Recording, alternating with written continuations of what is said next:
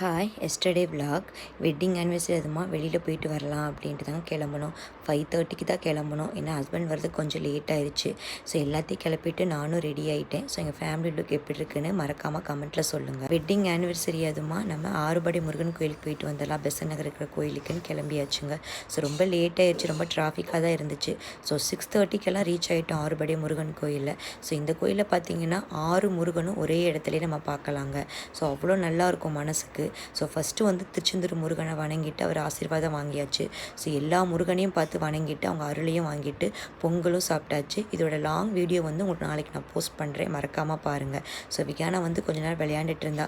So ஃபேமிலியோட கோயிலில் உட்காந்து பேசுகிறது வந்து யாருக்கு தான் பிடிக்காது இல்லைங்களா? ஸோ கொஞ்சம் நேரம் உட்காந்து டைம் ஸ்பெண்ட் பண்ணிவிட்டு டின்னர் சாப்பிட ஈஸியாவில் இருக்கிற ஜோனாஸ்க்கு தாங்க கிளம்பணும். அங்கே ஃபுட் குவாலிட்டி சூப்பராக இருந்துச்சு, எல்லாமே நல்லா இருந்துச்சு. ஸோ நாங்கள் குட்டியாக செலிப்ரேஷன் பண்ணிவிட்டு வீட்டுக்கு கிளம்பியாச்சு. மறக்காமல் சப்ஸ்கிரைப் பண்ணுங்கள்.